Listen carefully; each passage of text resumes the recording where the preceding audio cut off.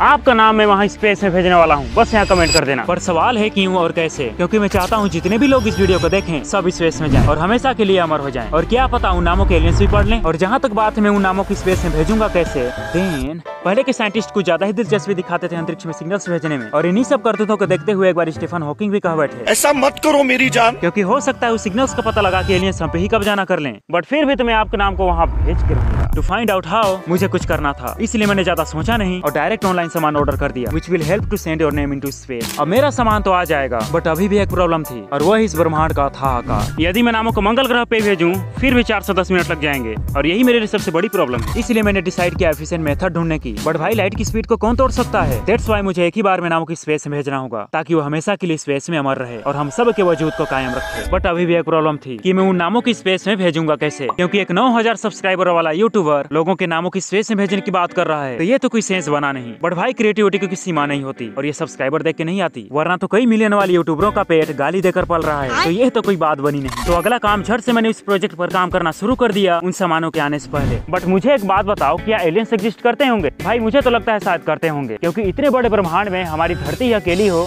ये तो कोई बात बनी नहीं। हमारे यूनिवर्स में अरबों आकाश गंगाएं हैं, और हर एक आकाश गंगा के पास खरबों में प्लैनेट्स हैं। तो क्या खरबों में प्लैनेट होने के बाद भी ब्रह्मांड में ऐसा कोई भी ग्रह नहीं जहाँ धरती की तरह जीवन हो? भाई मुझे तो लगता है एब्सोल्युटली होंगे, और अगर समहाउ हमारी धरती पर ही जीवन है तो भाई हमें इसे तबाह नहीं करना चाहिए, यू नो क्लाइमेट चेंज। लेकिन हमें इसके लिए फुर्सत कहाँ, हमें तो बस पूंगी बजानी है। ओके, तो मेरे वो जरूरी सामान भी आ गए और नेम्स की स्पेस में भेजने का कार्यक्रम भी शुरू हो गया। बट मैं आपसे एक चीज पूछना चाहूंगा, और ये मुझे अपने आप से भी पूछना होगा, क्या एलियंस को हमारी भाषा आएगी? भाई मैं नामों को तो इंग्लिश में भेजने वाला हूँ, पर क्या एलियंस को इंग्लिश आती होगी? ये बात मैंने अपने आप से पहले क्यों नहीं पूछा यार। और उनकी टेक्नोलॉजी हमारी टेक्नोलॉजी से टोटली अलग होगी, तो भाई इसका तो मुझे कोई सोल्यूशन मिला नहीं। इसलिए मैं आपके कमेंट के रॉ डेटा को ही स्पेस में भेजने की कोशिश करूंगा। और देखो, पहली बात तो ये मैं एलियंस के लिए नहीं कर रहा, ये बस मैं हमारी लिए कर रहा हूँ, ताकि हमारा नाम हमेशा के लिए स्पेस में ट्रेवल करता रहे। हाँ, वो बात अलग है कि यदि इसे एलियंस डिटेक्ट कर लें। तो अब अगला चरण मुझे बस एक थ्योरी बनानी थी कि किस तरह से मैं आपके नामों की स्पेस में भेजूंगा। तो मैंने वो भी करना शुरू कर दिया। मैं इस्तेमाल करूंगा इलेक्ट्रोमैग्नेटिक वेव का अंतरिक्ष में नेम्स को सेंड करने के लिए। और इस इलेक्ट्रोमैग्नेटिक वेव में कई सारी चीजें आती हैं, जैसे radio wave, microwave, infrared, visible light, blah blah. और मुझे इन सभी ऑप्शंस में से किसी एक ऑप्शन का चयन करना था। अब हम सबको तो पता है कि जितने भी प्रकार के कम्युनिकेशन धरती पे होते हैं उनमें से 99% सिर्फ रेडियो वेव का ही इस्तेमाल किया जाता है, यानी आपका फोन सेल टावर से रेडियो वेव से कनेक्टेड है। इसी तरह आपकी कार की चाबी, wifi, Bluetooth etcetera etcetera. But मुझे यहाँ पर थोड़ा स्ट्रेट फॉरवर्ड सोचना होगा और थोड़ी साइंस की मदद लेनी होगी, ताकि मेरे हिसाब से सही स्पेक्ट्रम का इस्तेमाल करके हमारे नामों को स्पेस में भेजूं। तो मैं यहाँ पर चुनूंगा विजिबल लाइट को। हाँ, वही लाइट जिसकी मदद से हम इस रंगीन दुनिया को देखते हैं। हाँ, वो बात अलग है कि मुझसे ये छीन लिया गया।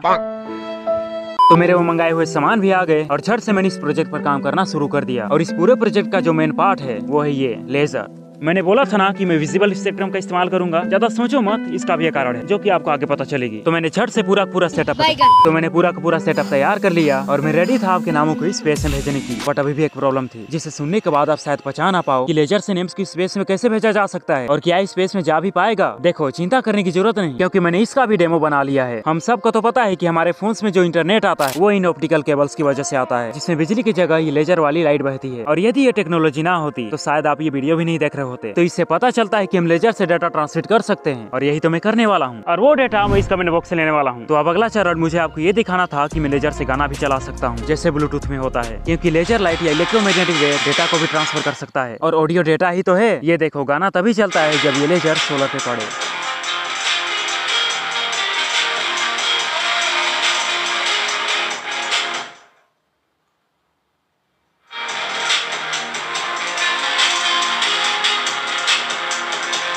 कमाल है ना, मैं इस लेजर से गाना भी चला सकता हूँ। और सिर्फ इतना ही नहीं, मैं लेजर से कई तरीके से गाना चला सकता हूँ, जिन्हें मॉड्यूलेशन भी कहा जाता है, जैसे AM, FM, रेडियो वाला, और भी कई मॉड्यूलेशन टेक्निक्स हैं। और ये सारे मॉड्यूलेशन वेव्स के बस इन 3 फंडामेंटल प्रॉपर्टी का ही यूज करते हैं, एम्पलीट्यूड, फ्रीक्वेंसी और फेज। और यहाँ गाना चलाने में मैं जो मॉड्यूलेशन यूज कर रहा हूँ वो है AM, यानी एम्पलीट्यूड मॉड्यूलेशन। लेकिन मैं चाहूँ तो FM का भी यूज कर सकता हूँ, जिसे रेडियो में इस्तेमाल किया जाता है, यानी फ्रीक्वेंसी मॉड्यूलेशन। बस इसका सर्किट थोड़ा सा कॉम्प्लेक्स हो जाता है, और ऐसे लेजर मिलते नहीं जिसमें फ्रीक्वेंसी ट्वीक करा जा सके, यानी इसमें डाटा ट्रांसफर के लिए कलर को बदला जाता है, यानी आपका FM रेडियो वेव के कलर को इंटरप्रेट करता है, तभी आप उसे कुछ सुन पाते हो। अब चलो, अब इससे तो पता चल गया कि हम इलेक्ट्रोमैग्नेटिक वेव से डाटा ट्रांसमिट कर सकते हैं। तो चलो यार, अब हमारे नामों की स्पेस में भेजते हैं।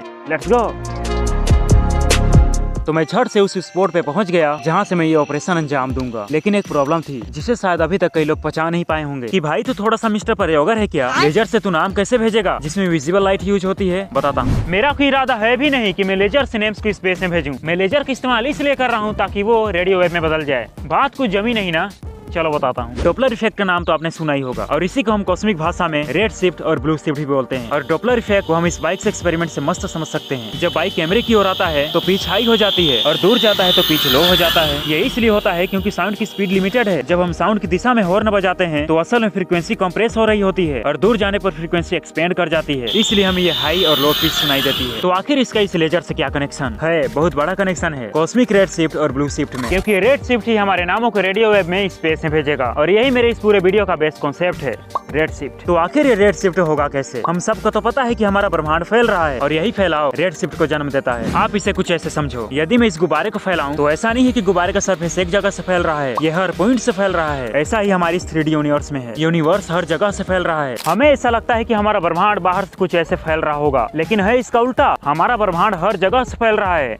यहाँ से, इधर से, उधर से, सब जगह से। पूरे ब्रह्मांड में ऐसा कोई भी स्पेसिफिक सेंटर नहीं है जहाँ से वो फैल रहा हो। ब्रह्मांड हर जगह से फैल रहा है मेरे दोस्त। इसलिए दूर गैलेक्सीज की लाइट हमें रेड शिफ्ट में दिखती है, क्योंकि यूनिवर्स के साथ साथ लाइट का वेवलेंथ भी फैल जाता है। अगेन आप इसे गुब्बारे से समझ सकते हो, गुब्बारे के फैलने से ये ड्रॉ किया हुआ वेव भी फैल जाता है और यही है रेड शिफ्ट। और ब्लू शिफ्ट तब होता है जब गैलेक्सीज हमारी ओर आ रही होती हैं, जैसा इस एक्सपेरिमेंट में हुआ था। इसलिए निष्कर्ष निकलता है कि एंड्रोमेडा गैलेक्सी हमारी ओर आ रही है because of the blue shift. मतलब यदि हमारे नामों के लेजर से भेजूं तो ये बिलियन साल ट्रेवल करने के बाद हर स्पेक्ट्रम को अनुभव करेगा, विजिबल रेड से रेडियो वेव तक। फाइनली आज आसमान साफ है, तो चलो आज नाम को स्पेस में भेजते हैं, हमारे नामों को स्पेस में भेजते हैं, मजा आएगा।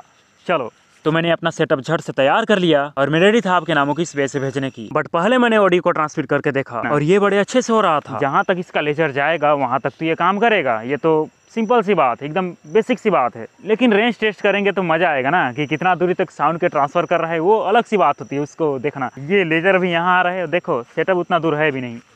अब देखना आप धीरे से,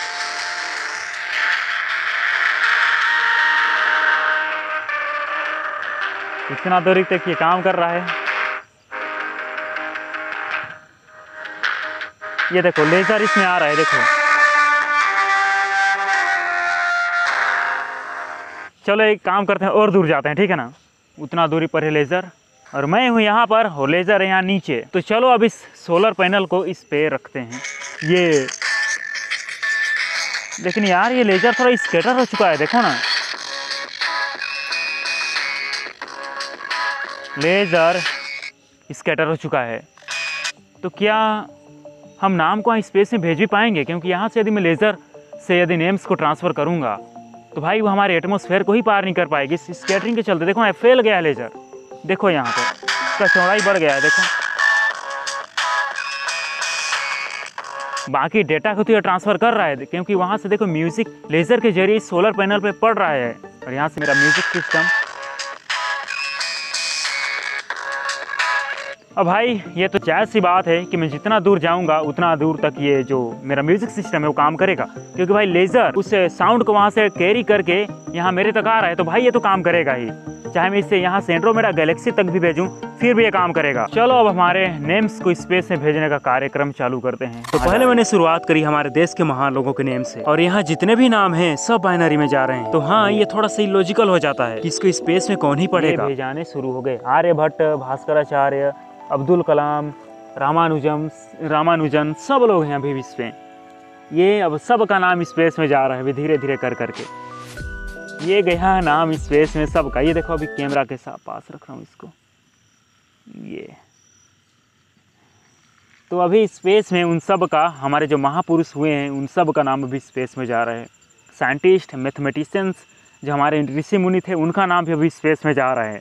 तो इसके बाद मैंने अपने और अपने कैमरामैन के नेम को स्पेस में भेजा, जिसके बाद हमें लगा हमारा नाम स्पेस में हमेशा के लिए अमर रहेगा यार, हम लोग नहीं मरेंगे कभी। आप इस लॉन्ग एक्सपोजर फोटो में देखो, ये लेजर लग रहा है ना कमाल का, जैसे नाम स्पेस में जा रहा हो। बट टू बी ऑनेस्ट, एक आखिरी सवाल, क्या ये लेजर स्पेस में जा भी रहा होगा? तो जवाब है बहुत बहुत कम मात्रा में, और शायद नहीं भी, क्योंकि जब मैंने इस लेजर को दूर से मेजर किया तब ये फैल चुका था, जो एक प्रकार से फेलियर की ओर इशारा करता है कि क्या स्पेस में जा भी पाएगा, क्योंकि हो सकता है ये शायद एटमॉस्फेयर को ही पार न कर पाए। बट मैं तो इसे फेलियर मानूंगा नहीं, क्योंकि फेलियर सक्सेस का ही एक पार्ट होता है। और यदि आप इस चैनल को बड़ा करो तो मैं डेफिनेटली अगली बार आपके नामों की स्पेस से भेजूंगा। अब यदि आप इस तरीके से ही अपने नाम को भेजवाना चाहते हो तो बस कमेंट कर देना, मैं अभी भी नाम को भेज दूंगा, जिसका रील इंस्टाग्राम पे मिल जाएगा, जाके फॉलो कर सकते हो। तो क्या मैं फेल हो गया?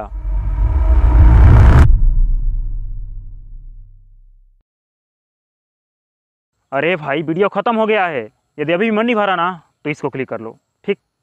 चलो।